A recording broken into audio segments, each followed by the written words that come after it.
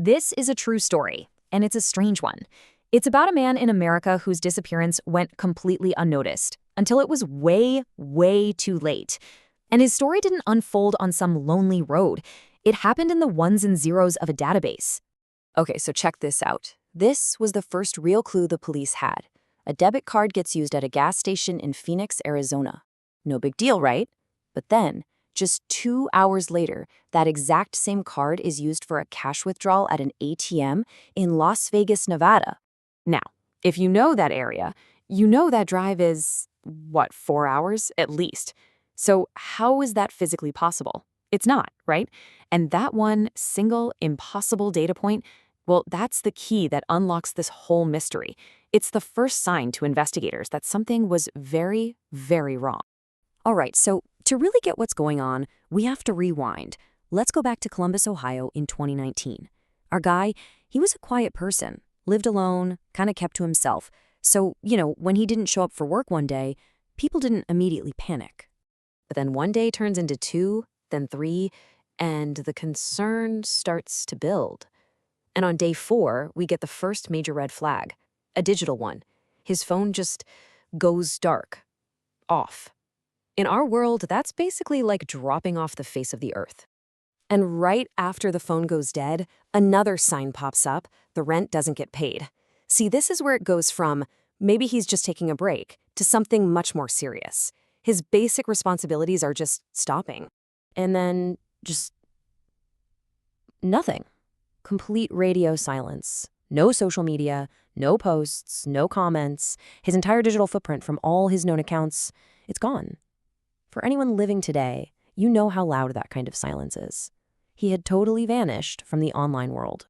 So naturally, the police are called in to do a welfare check. They get to his apartment, the door's locked, they go inside and find, nothing. No signs of a struggle, nothing looks out of place, nothing seems to be missing. The physical scene is a total dead end. It offers them 0 clues.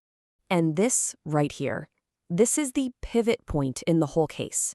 Because with no physical evidence, the investigators have to change their whole approach. The truth wasn't going to be found in his apartment. Nope. It was buried deep inside transaction logs, credit reports, server data, a ghost in the database. So when the detectives see those impossible Phoenix to Vegas transactions, and then they see a brand new apartment lease taken out in his name, but down in Miami, the puzzle pieces start to click into place. And the picture is just chilling. He wasn't missing in the way we usually think. His identity was missing. It was traveling the country, but he wasn't with it.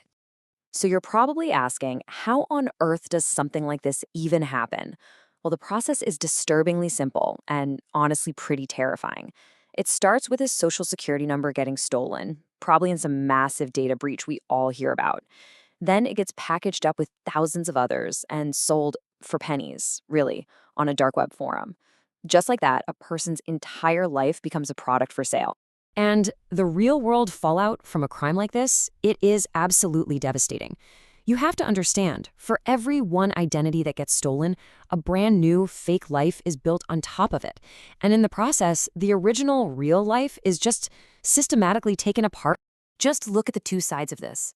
The actual man, the victim, he loses his job, of course. His bank accounts get locked, cutting him off from all his money. His credit is ruined. And the thief? He's using that stolen identity to lease a slick new apartment in Miami.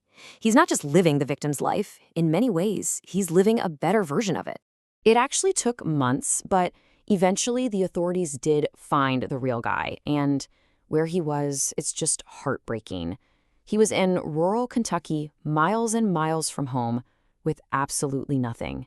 He'd been pushed completely to the edge of society. But this is the part that will really get you.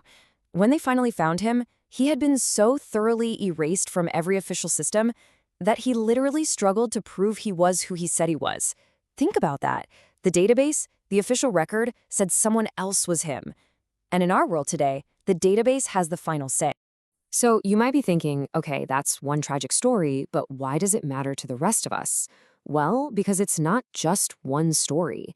It's a really chilling example of this silent, invisible epidemic that's happening all the time, all around us. I mean, the scale is just staggering. Here in the United States, cases just like this one, they happen every single day. And for the people it happens to, getting their life back is this long, painful process. A lot of them, they never quite get back to where they were. And that's really the heart of this kind of modern crime, isn't it? There's no blood, there's no shattered window, there isn't a crime scene for forensics to dust for prints. It's just a person quietly, methodically erased by a bunch of keystrokes and digital transactions, probably by someone thousands of miles away. Which brings us to a really big and frankly kind of unsettling question. In this world we live in, where so much of who we are is defined by databases, by credit scores, by digital records, who actually owns your life? Is it you? Or is it just whoever has access to your data? It's something to think about for sure.